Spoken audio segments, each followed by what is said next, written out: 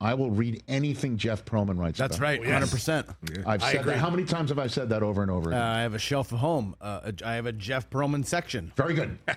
Now I will say hello to you as if you were actually sitting in the room. Ladies and gentlemen, the author of Only God Can Judge Me, the new book on the life and times of Tupac Shakur, the many lives of Tupac Shakur. Jeff Pearlman is here on the program. Good to see you, man. How are you? I want to say two things to you. Yes, sir. I think my next book, just to test this, okay, is I'm going to write about the Johnny Lamb Jones jet years and see how that goes. Well, how many pages can you write on that? 7, 8. Okay. And number 2, I just want to say, last time I was on the show, yes, I wore a tie that my mom made, and you tied the knot for me. I remember that. Correct. Yeah. This time, I've worn specially made Tupac Shakur shoes that I bought on like Etsy. They're painfully uncomfortable.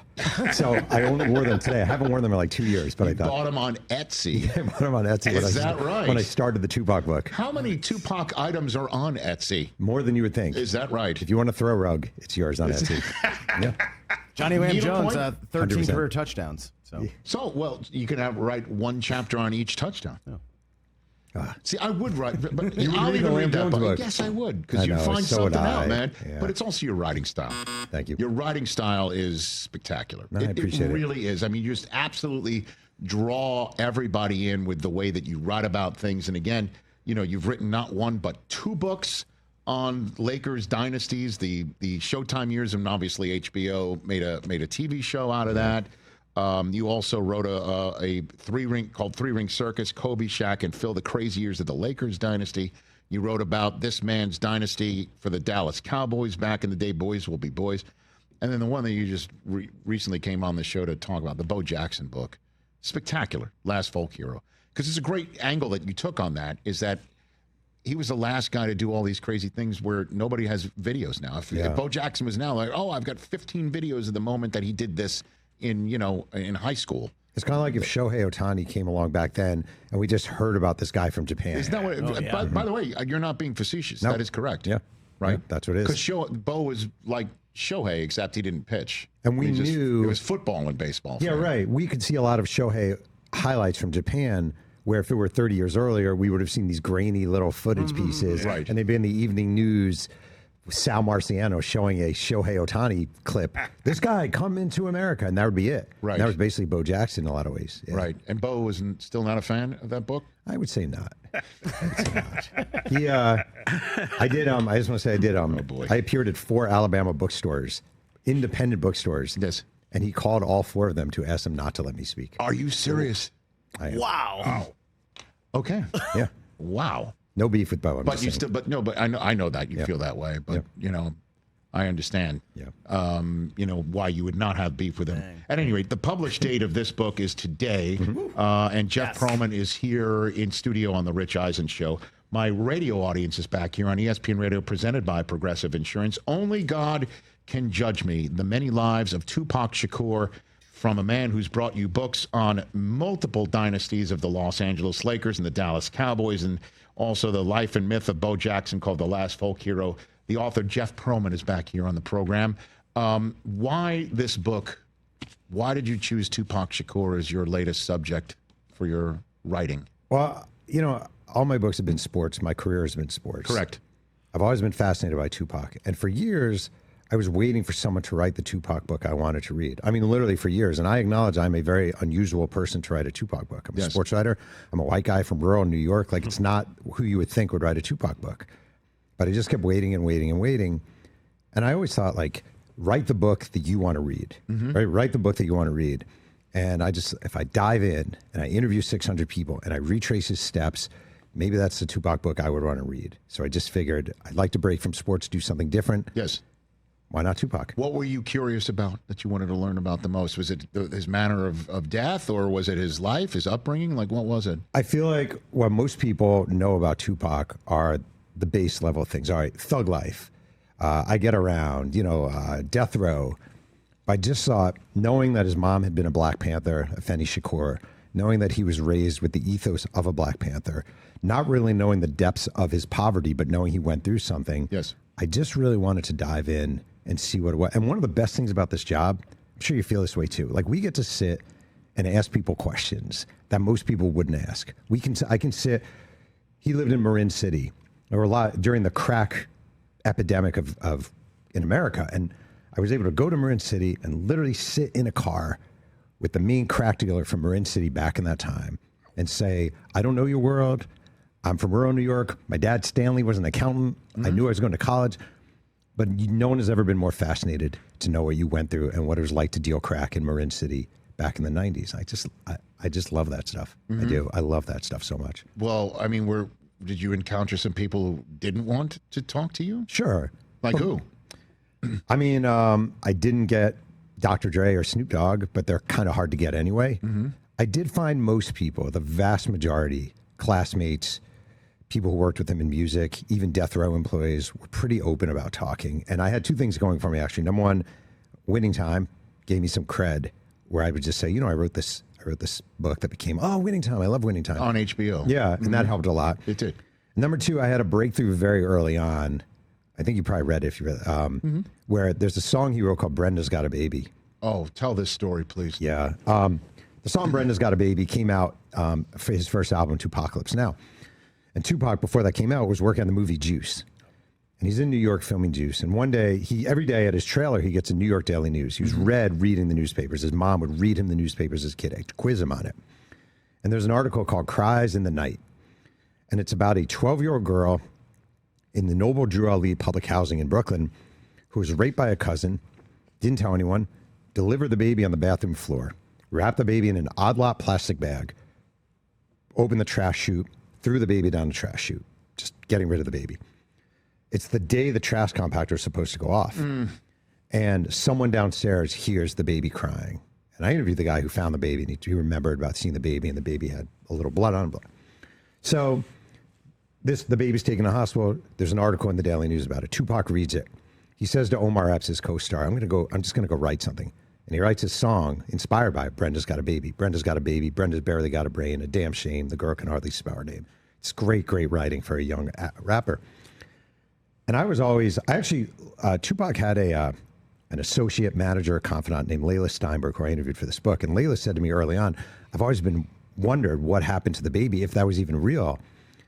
So I worked with a genealogist named Michelle Suley, who's an amazing genealogist. And I said to her, it would be amazing if we could find the baby from Brenda's Got a Baby. And she said, give me a couple of days. And one day she gives me a number and she goes, I think this is him. And she gave me a name, Davon Hodge. And I text his number because nobody answers phones anymore. And it was the crudest, out of nowhere text ever. Hey, my name's Jeff Pearlman. I'm a longtime writer. I'm working on a Tupac book. I attach the article and I say, by any chance, are you the baby in this article? And he writes back, holy crap, let me call you tomorrow. 2 days later, I'm in Las Vegas at a Starbucks sitting with Davon Hodge. Basically, a couple of years, he was adopted after this happened. His parents moved to Las Vegas. He was raised much of his life in Vegas. His adoptive parents died a few years ago. He does an Ancestry.com search. All these names come back. Noble Drew Ali Public Housing, Brooklyn, New York. He reaches out to them. They're like, holy crap, we've been looking for you for years. He goes there. He has this beautiful reunion. People are hugging him. There's food, all these relatives he never knew. And they say, do you like Tupac? He's like, yeah, I love Tupac. Like, do you know the song Brenda's Got a Baby? Of course. We think that's you. So he has this moment where he's like, this holy crap moment. But he hasn't seen his mom since he was wee little because she threw him down the trash heap and vanished. I said to Michelle Suley, the genealogist of the gods, Find the mom? Can we find the mom? Give me a few days. She has a number and she reaches out to this woman and she's texting back and forth basically. And then she calls her and she said, I'm working with this writer, Jeff Pearlman, about a book about Tupac. Did you have a baby when you were 12 who you threw? She starts screaming. Do you know where my baby is? Do you have any idea? Oh my God, I've been looking for my baby for decades. Do you know where? She's crying and screaming. And Michelle says, yeah, we're in touch with him. She goes, oh my God, oh my God, oh my God. I need to get home. I need to get home. I live in Newark, New Jersey. I need to get home. Well, where are you? I'm at a Red Hot Chili Peppers concert. Oh, where's the concert? It's in Las Vegas. And they meet that night and reunite. Wow. Yeah. And this is the story, by the way, in the introduction of the book. Yeah. This is not in the body of the book. It's the way the book starts. Wow. And it is amazing. Thanks. And you've put them together. Yeah. You found them both and put them together. And if Tupac had never really read in the New York Daily News about it and said, you know what, I'm going to go write something, and he's so brilliant that he's able to just step away from the set and just tell Omar Epps, hold on a second. If he didn't do that, these people would never have met, and you were the one who put them back together. Unbelievable. It all comes back to a sports writer. You never know, right? I mean, Only God Can Judge Me by Jeff Pearlman. You've got to read it. What did you learn about Tupac that you didn't know? So many things. I'll tell you one thing that really blew my mind. So we went to the Baltimore School of Performing Arts with Jada Pinkett, with Josh Charles, like multiple people in his class. And he was there for 2 years, and it was a game-changing, life-changing experience for him. Tupac was a kid who grew up in abject poverty. In Baltimore, he lived in a row house in the east side of the city with no heat, no air conditioning, rats running up and down the baseboards. His sister sat down with me and just talked about the poverty, the pain, the torture, the trauma. Tupac would go to the school, and someone said, you know, he had a girlfriend named Mary. And I was like, oh, I would love to talk to Mary. And like, well, Mary doesn't talk. And I was like, well, I have to try. And I got a number for this woman. Her name was Mary. And I reached out to her, and I actually told her the Brenda story. Yes. So the Brenda story became a gateway for a lot of people, because sometimes you need to show that you're serious. Right, and you also respect this man's life and his work. Right. And to get deep into the story in a respectful way. Right. Sure. You're not just some guy coming along and trying to make it. Right. And so I reached out to her, and she was amazing, and she talked to me, and she said, you know, she lives in Nebraska. She moved from Baltimore to Nebraska. She goes, my mom recently found about 100 letters that Tupac wrote to me when we were in high school under the bed in a folder. If you come out to Nebraska, you can go through the letters. I'm like, I will be there tomorrow. ASAP. Yeah, right. I fly out to Nebraska.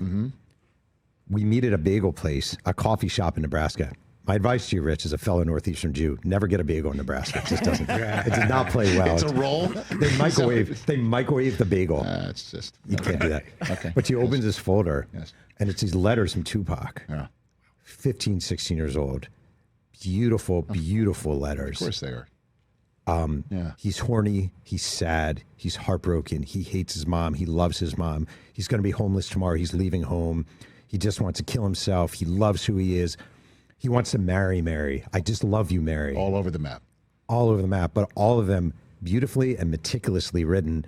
And he made her like a playlist one time, and he wrote the songs on the playlist, and it was Everything But the Girl, Randy Travis, like Kate Bush. He loved Kate Bush and Peter Gabriel, the song Don't Give Up. You wouldn't think, like, I think some people wouldn't think, oh, the Tupac Shakur, Kate Bush. He was so informed on music.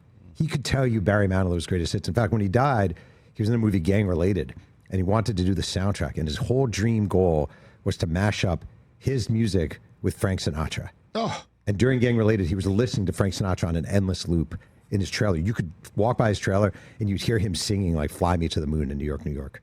Yeah. Well, I mean, we're robbed of that, obviously. Did you learn anything about his death? Yeah, I mean, so he died. It's interesting. He died in Vegas, and he was there for the Bruce Seldon-Mike Tyson fight. A very, very bad fight. Like a really bad fight. Super quick. A couple of things. He drove there from L.A., and on the way, he stopped at the In-N-Out in Barstow. I've been there. Who hasn't? Who among us has not been to the In-N-Out in Barstow? Yeah. I think it's the third largest In-N-Out. It's enormous.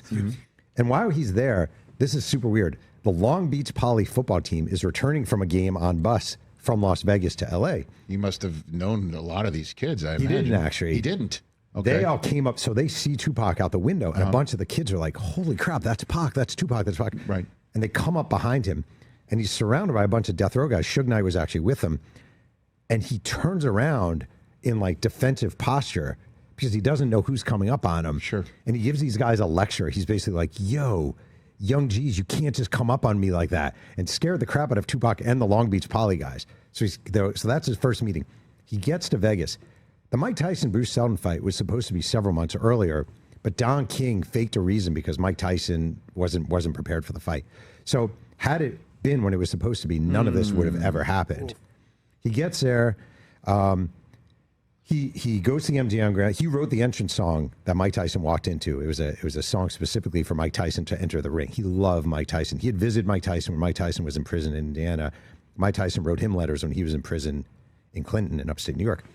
The fight happens. They're in the MGM Grand afterwards, And he is with a fellow death row affiliated guy named Trayvon Lane. And Trayvon Lane is Mob Piru affiliated, which is Bloods. I've learned way more about gangs in LA than you would know. Mm-hmm. And there's a guy named Orlando Anderson who is affiliated with the Compton Crips, and he's at the fight. And not that long beforehand, Orlando Anderson had ripped off the chain of Trayvon Lane when they were at a Foot Locker in a mall. And Tupac is standing next to Trayvon Lane, and he sees this guy, Orlando Anderson. And Trayvon Lane says, that's the guy who stole my medallion. He had a death row medallion that was yanked off. Tupac says, which guy?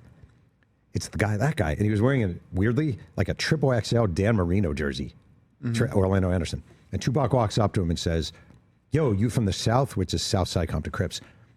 And he punches him. And all these guys from death row pounce on Orlando Anderson. And they beat the crap out of Orlando Anderson, and they take off. And there are all these conspiracy theories, blah, blah, blah, blah, blah. But to me, what it comes down to, and what almost everyone I talk to comes down to, is this guy, Orlando Anderson, just got his ass kicked by a rapper. In fact, I talked to Orlando Anderson's closest friend from the time. And he's like, the shame, you could not go back to Compton getting your ass kicked by a rapper, like by a rapper. Mm-hmm. And I'm not saying Tupac wasn't tough, and I'm not saying he was a warrior, but he wasn't a gangbanger. And it was embarrassing and humiliating. So later on that night, Tupac and Suge, they go to Suge's club. It was called 662. And then they're driving along the strip, and Orlando Anderson, his uncle Keefe D, two other guys, all Compton Crypt affiliated, are just driving around looking for Tupac, thinking they're not going to find him. And they see him leaning out of Suge Knight's BMW, hollering at women, yo, that's Pac. Where? Right there. And they pull up on him, and Orlando Anderson shoots him, and Suge drives away. And I found the cop. No cops liked working Tyson fights because you had a huge gang element that would come from LA for Tyson fights. It was a draw.